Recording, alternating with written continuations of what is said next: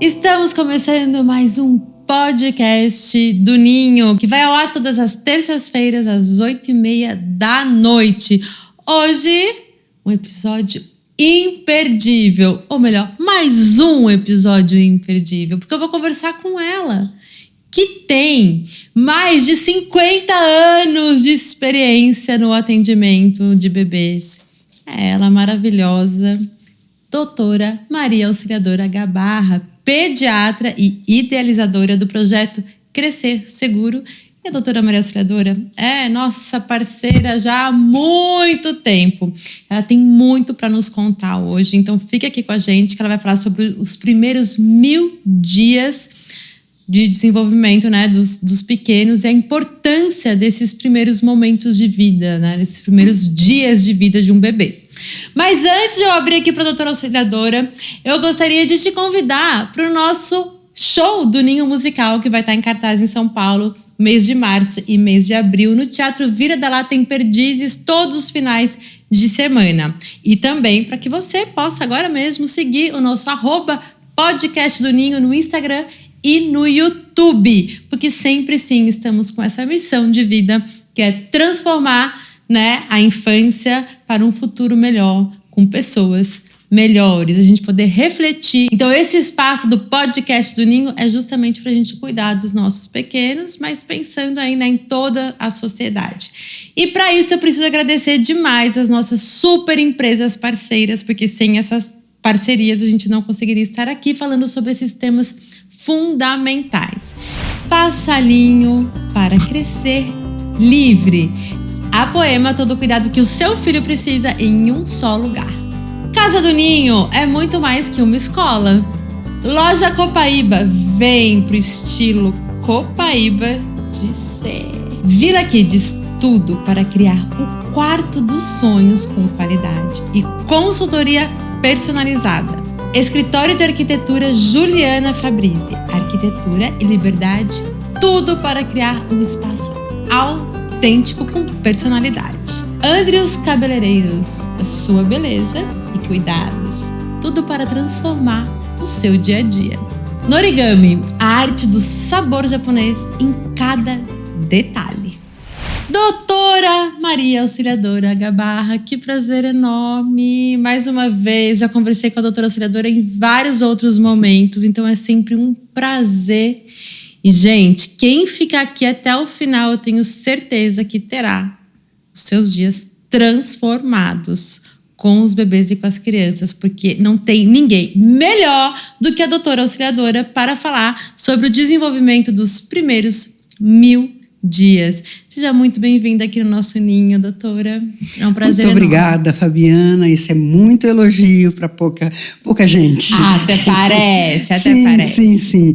E a gente fica muito feliz, eu fico muito feliz de estar aqui com você e com todo esse pessoal aí que está nos vendo. Isso é um grande prazer e falar um pouco do que todas essas crianças me ensinaram ao longo dessa trajetória de 50 anos. Porque a gente aprende na escola, mas quem ensina mesmo são as crianças. Então isso é fundamental, esse contato com elas e saber o que elas pensam, o que elas sentem, para a gente conseguir evoluir no cuidado cada vez melhor em relação a elas. Olha que legal, gente. Eu falo muito isso nas minhas formações, sabe? Que se a gente estiver esperto, a gente aprende muito, mas muito mais com as crianças do que elas com a gente. Sim. Não é verdade? Isso é fundamental, quer dizer, a gente ter flexibilidade e ter aquele olhar de aprendiz. A gente não tem de ter o olhar de um catedrático. A gente tem de ter o olhar de um aprendiz que a gente tem condições de conseguir melhorar cada vez mais essa educação para as crianças, esse cuidado de uma maneira geral, porque eu vejo a criança tendo um cuidado global, não um cuidado específico numa determinada área. Então, a escola tem de ter uma visão de educação, não só de instrução. Não é só decorar a apostila, né, doutora? Sim. E sobre os primeiros 1000 dias? São os principais da vida inteira, não é, doutora? Todo mundo fala dos 1000 dias e a gente tem de recordar que esses 1000 dias começam lá atrás, na época da concepção desse bebê. Não começa na hora que esse bebê nasce. Começa muito antes. E esse muito antes, essa mãe tem de estar preparada para gestar um filho. E nessa gestação, quer dizer, além do preparo nutricional, preparo físico que a pessoa tem de ter, ela tem de ter um preparo psicológico para receber essa criança. Por quê? Porque muitas vezes existe muita fantasia nesse mundo de consumismo e a pessoa fica muito fora da realidade, fica no mundo virtual da maternidade. Eu acho que ela precisa começar encarando que vai receber um ser que vai ser cuidado por ela e pelo pai dessa criança ao longo de muito tempo na vida. E esse cuidado é um cuidado que muitas vezes é difícil. Não é tão fácil como dizem nas redes sociais. Ah, não é uma bonequinha, doutora? Que é só trocar e brincar? É isso que falam nas redes sociais, em tudo que a gente vê na internet. E colocar laço na cabeça? Pois é, mas é aquele cuidado o tempo todo, considerando o que muitas vezes a pessoa não considera, que é um ser vivo que está ali ao seu lado e que você vai ter de interagir com ele ao longo de todo o tempo e saber as necessidades dele, porque ele vem a esse mundo com muito pouca forma de comunicação. Então, essa forma de comunicação vai melhorar ao longo da vida dele de acordo com o meio onde ele vive. Então, a comunicação é uma coisa fundamental no ser humano, é o que nos diferencia dos animais. A gente tem uma comunicação de altíssima qualidade, que é a linguagem. Os outros animais têm outros tipos de comunicação. Claro, a gente sabe muito bem que os elefantes se comunicam, que os cachorros se comunicam, mas o ser humano tem uma comunicação muito elaborada, que é a linguagem. Agora, para chegar nessa complexidade de chegar à linguagem, a gente tem de traçar um caminho. E nesse caminho, além de você conseguir ter de proporcionar uma boa nutrição desde a época da gestante, quer dizer, a gestante tem de se nutrir de uma forma adequada para que esse bebê receba um alimento adequado para o desenvolvimento dele e no fim, ele consiga nascer e ter condições de daí para frente, ele receber a alimentação diretamente da mãe e ao longo da vida ir aprendendo o que se alimentar. Então, a alimentação é uma coisa importante, mas além da alimentação, é importante também esse cuidado em relação a esse laço afetivo que a mãe tem de ter desde a fase da gestação com esse bebê, para esse bebê perceber que ele é querido. Esse ser querido é uma coisa que faz toda a diferença na vida. Então, esse indivíduo nasce sabendo que gostam dele. Então, ele sabendo isso aí, ele sendo bem recebido desde a fase de gestação, nascimento e daí para frente, ele vai formar um psiquismo mais forte, muito mais resistente às adversidades da vida que todos nós somos submetidos. Ele precisa se sentir amado. Se sentir amado. E daí, com isso, vem essa força para ele enfrentar os desafios da vida e superar. Sim, e é importante esse processo da maternagem que a gente chama. Então, em psicanálise isso é muito estudado, em que essa maternagem tem de ser muito bem feita. Então, na hora que uma pessoa resolve ter um filho, um homem e uma mulher resolvem ter um filho, eles precisam pensar que eles estão um grande desafio. Eu acredito que seja o maior desafio que a gente tenha na vida. Porque os outros desafios, a gente tem, assim, livros para procurar resolver, muitas maneiras de resolver. Muitas vezes esse desafio filho é um desafio que não tem no livro. Não tem receitinha, né? Não tem receitinha, que é uma coisa assim, muito que você tem de elaborar, criar e resolver. E vem muito de você estar aberto para a criança, né? O que será que ela está me dizendo? Sim. Como que eu posso contribuir, colaborar, cooperar com essa criança? Com essa criança. Né? E não ficar de uma forma fechada, engessada, porque eu falo que por mais que a gente leia todas as literaturas e todos os estudos, né? Se a gente não tiver aberto para entender um pouquinho sobre a natureza daquela criança, a peculiaridade daquela criança, né? Que, na maioria das vezes, é diferente da outra criança, né? E tá aí um grande desafio, né? Não tem receita. E, às vezes, nem na mesma genética, quer dizer, mesmo são irmãos, mas são completamente diferentes. Quer dizer, para cada um você vai ter de cuidar de uma maneira. Não existe que você cuidou igual de todos os filhos, não existe isso. Porque cada filho é diferente. Então você não vai cuidar igual, nunca. Primeiro que eles são diferentes. Segundo que você é diferente na época que eles nasceram. Então é uma diversidade muito grande e que você vai ter de enfrentar. E a gente falando que esse ser humano nasce de uma forma muito incapaz, sem conseguir se comunicar, sem conseguir se alimentar por conta própria. Quer dizer, qualquer animal quando nasce procura a teta da mãe e se vira para se alimentar. É o gatinho, é o cachorrinho, qualquer um, o bezerro, qualquer um. O ser humano, se você não coloca o peito na boca da criança, ela não vai se virar para ir atrás. Então, nasce muito incapaz. Entretanto, o desenvolvimento dessa criança, das conexões dos neurônios, quer dizer, o cérebro dessa criança vai fazer uma atividade enorme, principalmente nesses 2 primeiros anos de vida. Então, aqueles neurônios, que são aquelas células do sistema nervoso central, que existem desde o nascimento, vão se conectar. Nessa conexão a gente chama de sinapse. Então, são milhões de sinapses por dia. Então, cada dia é uma coisa diferente para aquela criança. Coisas que um adulto não tem, a criança faz. Então, essas conexões são, assim, potencializadas por um bom ambiente familiar. Então, num bom ambiente, a criança esperada, a criança querida, a criança bem cuidada, ela vai ter esse ambiente. E quando eu falo isso, não falo que precisa ter um grande potencial financeiro para ter isso. Não é necessário isso. O que precisa é ter amadurecimento. Adultos dispostos a enfrentar esse desafio que é criar um filho. Isso que a senhora está falando eu gosto muito de usar uma imagem, né, como uma sementinha mesmo, que é a criança, e que a gente vai adubando essa terra, né, colocando os nutrientes nessa terra para essa semente crescer e dar bons frutos, né. Isso que a senhora falou é desde a gestação, né, que começa com os nutrientes, né, do que a mãe tá se alimentando, que isso é fundamental, porque também se não tiver, o cérebro não vai desenvolver de acordo com o potencial que poderia, né? Sim. E esse ambiente afetivo, né, que está acontecendo desde a gestação também, né? O amor que essa criança está recebendo e como ela está sendo afetada. Sim.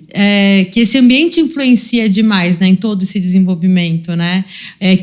Se não tem violência, se não tem gritos, se essa mãe não está sofrendo um estresse, tudo isso está influenciando nessa formação do cérebro do bebê pro resto da vida, não é? Pro resto da vida. Então, a gente chama atenção principalmente para esses 2, 3 primeiros anos. Principalmente os 2 primeiros anos de vida, em que 80% dessas conexões dos neurônios é realizada.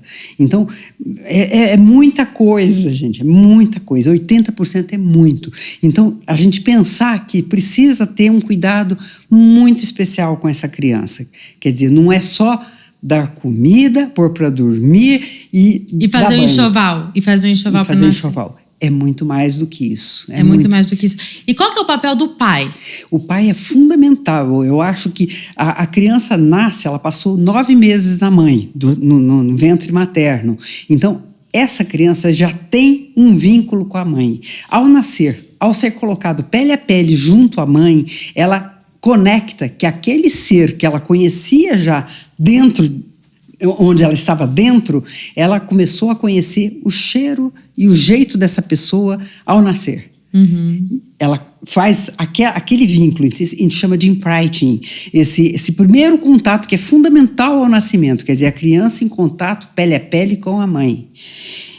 Feito isso, o pai tem de ser apresentado a essa criança, entende? Não é aquela coisa corrida de entregar e se atirar.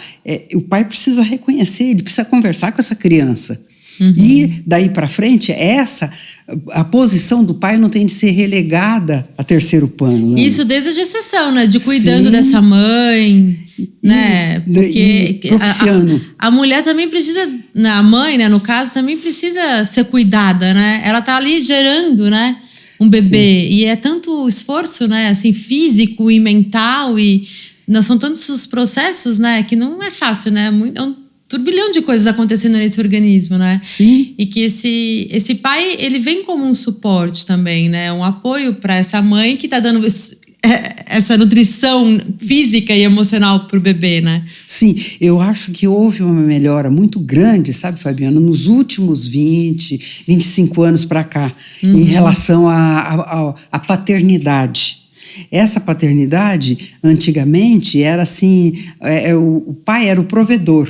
Uhum. E ele tinha pouca ação junto à criança no sentido afetivo, porque não lhe competia, a sociedade não colocava isso como uma coisa importante. Uhum. A partir da independência feminina e a mulher no campo de trabalho, em que ela necessita ter várias atividades e cuidar também da criança, da família e tudo mais, o pai assumiu um papel importante e eu vejo muitas vezes o pai levando a criança no meu consultório e sabendo perfeitamente tudo a respeito da criança e interrogando e tendo assim coisas muito coerentes e perspicazes em relação à criança em si. Então, isso é uma mudança muito positiva que está acontecendo aos poucos, né? Mudança muito positiva que está ocorrendo nesses últimos tempos. E eu vejo que essa criança, que eu chamo da criança da contemporaneidade, que é a criança do ano 2000 para cá, essa criança é uma criança um pouco diferente da criança do século passado, entende? Tanto que eu fui estudar um pouco dessa criança, eu não me senti capacitada para cuidar dessa criança, porque ela estava começando a ser diferente, ela tinha características diferentes da criança do século passado. Olha que interessante, eu quero saber dessas características, a diferença, o que será que mudou, mas antes disso eu preciso agradecer os nossos patrocinadores, porque sem eles, é isso, a gente não estaria aqui falando sobre isso, tão importante. Passalinho para crescer livre. A Poema, todo o cuidado que o seu filho precisa em um só lugar. Casa do Ninho é muito mais que uma escola. Loja Copaíba, vem pro estilo Copaíba de ser. Vila Kids, tudo para criar o quarto dos sonhos com qualidade e consultoria personalizada. Escritório de Arquitetura Juliana Fabrizi. Arquitetura e liberdade, tudo para criar um espaço autêntico com personalidade. Andrews Cabeleireiros, a sua beleza e cuidados, tudo para transformar o seu dia a dia. Norigami, a arte do sabor japonês em cada detalhe. Doutora, quais são essas características importantes da mudança de uns anos para trás e de agora, desse mundo contemporâneo que estamos vivendo? A criança, a partir do ano 2000, ela começou a ter acesso às telas, de uma maneira geral.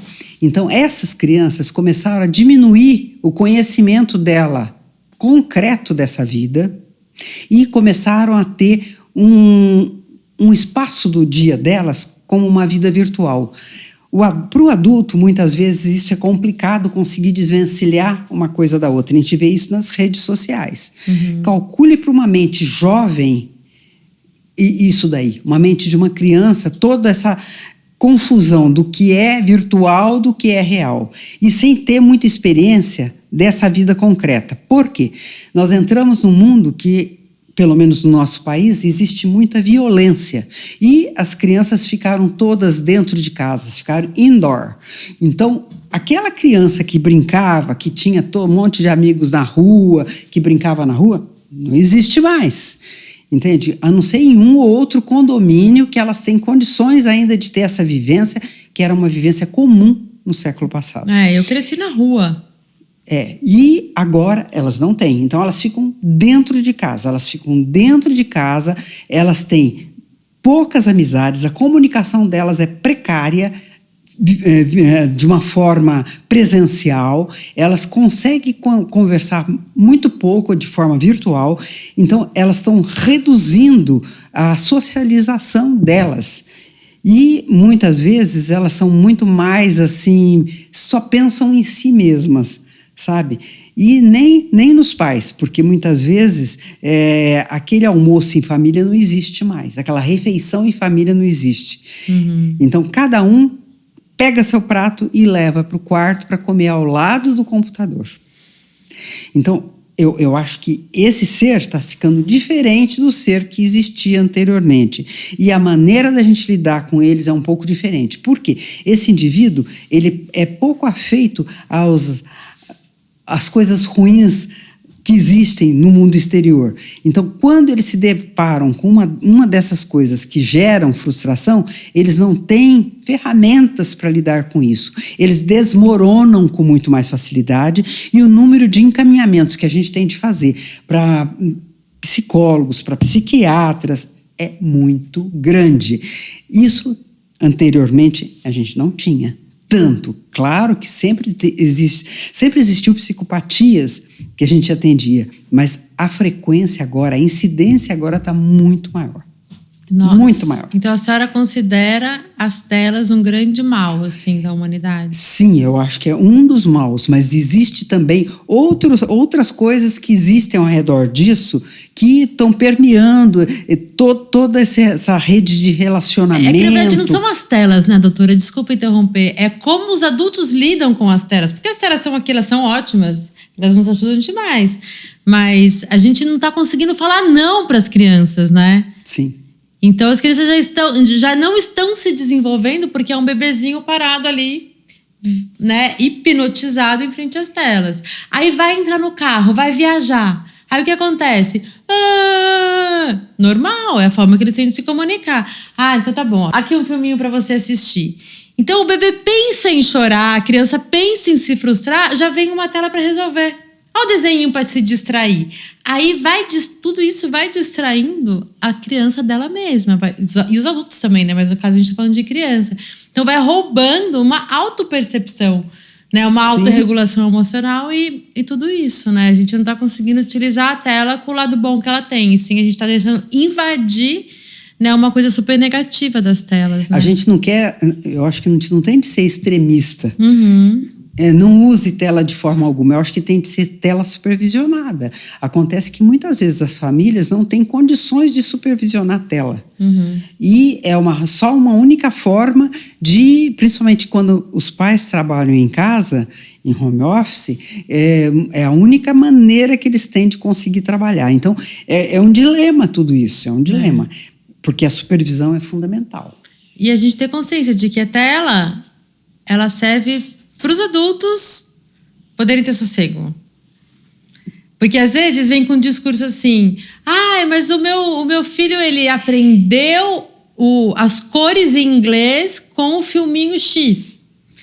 Só que não tá na hora do filho aprender aquilo naquele momento de vida, né? Um bebê de 2 anos. Um bebê de 2 anos tem que o quê? Tem que se movimentar, né? Tem que brincar. Tem que se conhecer, tem que se perceber, não é, doutora? Então, são esses processos que estão sendo roubados e que as crianças estão crescendo desequilibradas.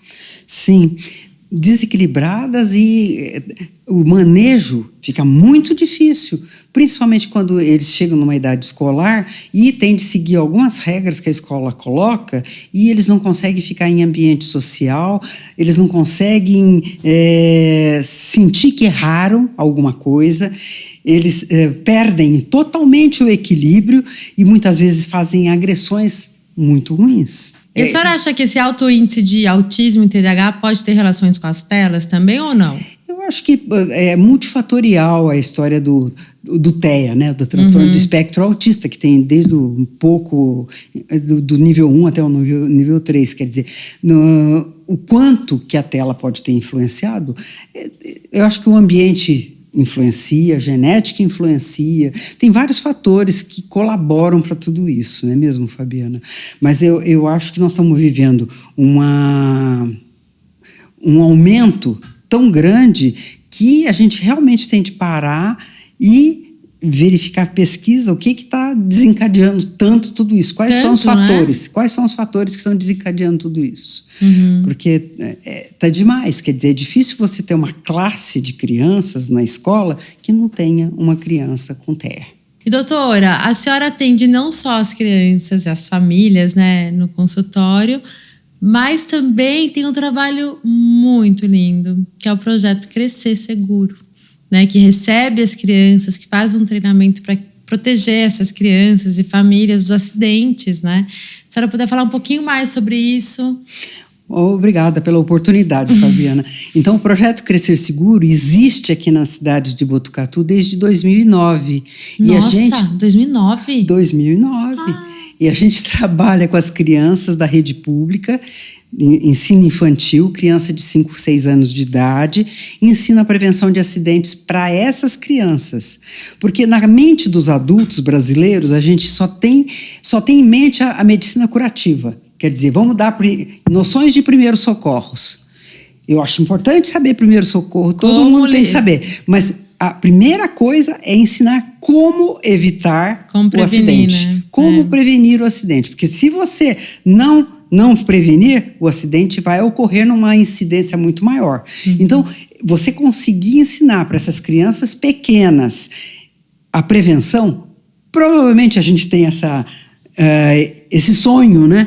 Que essas crianças, quando adulto, elas serão os adultos assim, mais competentes em relação à prevenção de acidentes, e com isso nós vamos diminuir as taxas de mortalidade e mesmo de morbidade, que a gente chama, quer dizer, de ocorrer o acidente. Então, a gente imagina que a gente, é um projeto a médio, longo prazo, que a gente vai conseguir fazer essa redução. Eu não acredito em a gente só ficar ensinando você atender um indivíduo que sofreu um acidente. Se a gente não começar pondo a sementinha da prevenção, a gente não vai chegar a lugar nenhum, sabe?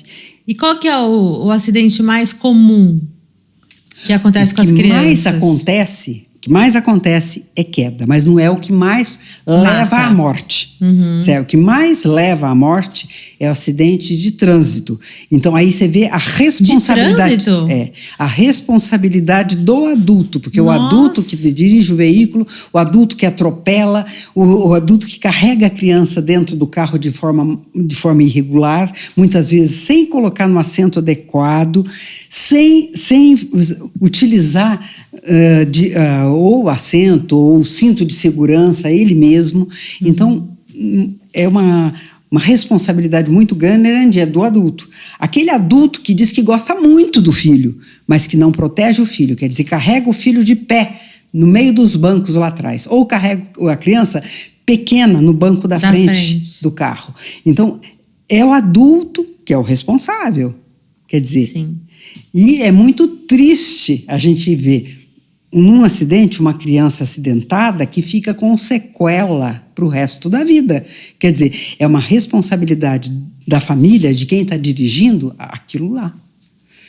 Quer dizer, é diferente uma criança de pouca idade carregar uma sequela para a vida toda. E uma pessoa adulta ou um idoso sofrer um acidente. Então, é muito grave acontecer com a criança. É muito grave. É muito grave. É muita responsabilidade que a gente tem que ter com o outro, né? E a gente está num momento de humanidade bem egoísta mesmo, né, doutora? E doutora, é um projeto tão lindo, assim, que eu acho que vai sensibilizando as crianças, né? Ampliando essa consciência para chegar um momento na vida, quem sabe, a gente não precisar mais falar sobre isso, né? Realmente todo mundo já entendeu, né? Mas é isso, é um trabalho de formiguinha. Sim. Mas eu tenho certeza que as pessoas querem, né? Quem puder, vai ter o desejo de contribuir com esse projeto, o projeto Crescer Seguro, que está desde 2007, trabalhando com 2009. Quantas crianças, doutoras, que a senhora recebe por mês? A gente atende 1.200 crianças por mês, da rede pública. E dessas daí, a gente atende em torno de 300 presenciais. Nós trabalhamos todos os dias de manhã e de tarde dando aula para as crianças. Então, o ônibus escolar leva essas crianças até a nossa sede, que é uma creche lá no Jardim Aeroporto, e depois o ônibus escolar vai buscá-las e levar de volta para escolas de origem. Então, elas têm uma oficina lá. A gente faz uma oficina que é de brincadeira. Tem um teatro e a gente está capacitando a nossa equipe em teatro. Elas têm uma aula sobre o tema em teatro e depois elas têm uma atividade prática que, infelizmente, a gente tem um espaço muito pequeno que não dá. Nós estamos assim, espremidos realmente para conseguir fazer a parte prática. Então, o nosso sonho, todo mundo sonha, se não sonha não vive, né? O nosso sonho é construir uma sede para a gente. Então, nós estamos aguardando aí uma doação de terreno e depois nós vamos angariar fundos para construir essa sede. Certo. Sim, eu tenho certeza que vai dar certo. Que vai dar certo. Gente, eles fazem o projeto, eles fazem bazar, brechó. Quem quiser contribuir, sempre tem uma forma de contribuir. Tem o Instagram do Projeto Crescer Seguro, é só colocar @Projeto Crescer Seguro, vai achar, vou colocar aqui embaixo também, para aparecer aqui na tela. Às vezes é um pouquinho que já ajuda, né, doutora? Sim, nós temos o site também, que a gente mostra as nossas atividades. Site? Também é Crescer Seguro. crescerseguro.com.br. Então, né, se você tem aí R$10, entra lá e entra em contato que vai contribuir para esse projeto lindo. E para a creche também, que a gente tem esse sonho, né, doutora? É o nosso segundo sonho, né? O nosso segundo sonho é a creche do 1000 dias, né? Para a gente realmente ter uma creche modelo, onde a gente possa acolher as crianças, né, e nessa fase tão importante da vida, né? A gente tem a Casa do Ninho aqui, mas a gente quer um projeto do município, né? Que todos possam ter acesso e não só uma questão para quem tem condições, né, em escola particular. Eu gostaria de fazer um depoimento aqui, porque todas as vezes que a gente vê, a população acha muito importante se construir vias públicas, se construir viadutos, praças. Eu acho tudo isso muito importante, mas eu acho importante a gente cuidar de quem vai usar essas praças públicas, essas vias públicas. Muitas escolas também constroem, mas como é que estão esses profissionais ali dentro? Pois é, então eu acho muito importante do ser humano, o ser humano que vai utilizar tudo isso, o ser humano que vai dar aula para essas crianças. Se a gente não tiver pessoal capacitado, nós não vamos ter uma população inteligente o suficiente, com capacidade para tocar esse mundo. Nós somos passageiros por aqui. Muito pouco tempo, mas a gente tem de deixar algum legado. E esse legado só vai ser lembrado se for relacionado com uma evolução da nossa população. Falei que ela é maravilhosa, gente. É sobre isso. É sobre isso. Ai, antes da gente encerrar, que infelizmente eu preciso, não temos muito tempo, mas tenho certeza que falamos de coisas bem importantes. A doutora auxiliadora trouxe toda essa experiência e vivência, esse envolvimento, né, com as famílias e com as crianças. Eu quero convidar todos a seguir o Instagram, @podcastdoninho, tanto no Instagram quanto no YouTube. Nosso podcast vai ao ar toda terça-feira, às 20h30 com um novo episódio sobre criança, infância, desenvolvimento infantil. Enfim, tudo que a gente precisa, né, para nos acordar, para olhar, para a gente refletir, porque não dá para a gente passar a vida assim, né, como se estivesse acontecendo tudo da melhor maneira possível, só que a gente está vendo a sociedade que a gente tem hoje, como é que as crianças estão crescendo. Então, precisamos refletir e falar sobre isso para a gente poder transformar algo.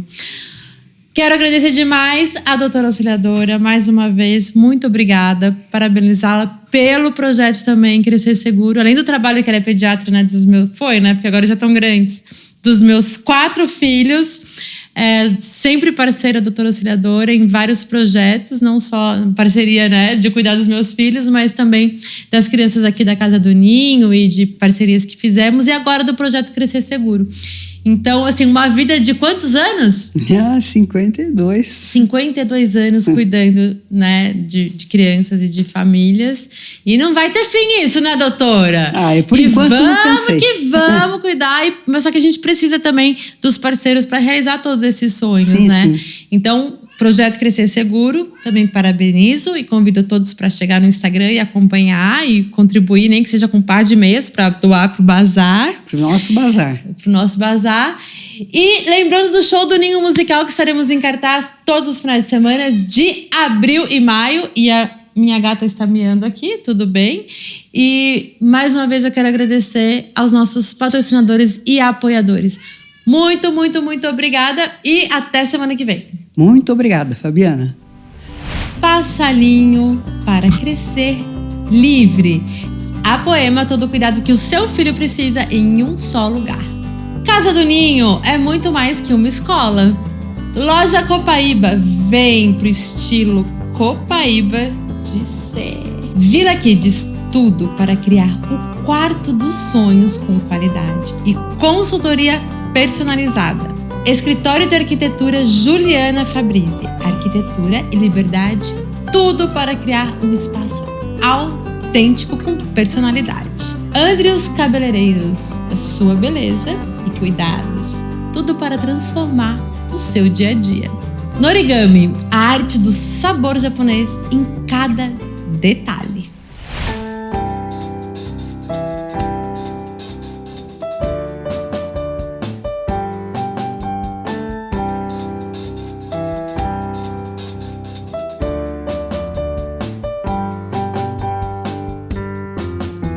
Eu tenho um cachorrinho que me dá uma patinha. Eu tenho um cachorrinho que me dá outra patinha. Ele deita e rola, rola, rola, rola. Ele deita e rola, rola, rola, rola. E faz au, au.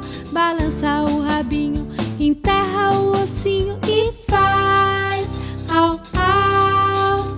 Balança o rabinho, enterra o ossinho. Eu tenho um cachorrinho que me dá uma patinha. Eu tenho um cachorrinho que me dá outra patinha. Ele deita e rola, rola, rola, rola. Ele deita e rola, rola, rola, rola. E faz au, au.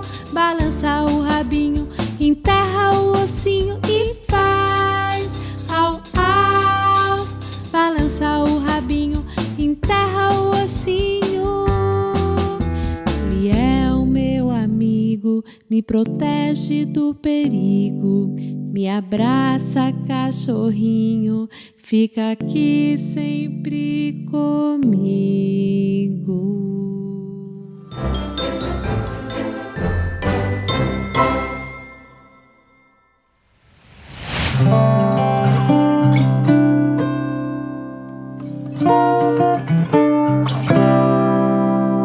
Do meu canto fiz um ninho, por amor aos passarinhos, com meu canto proteção, embalar seu coração.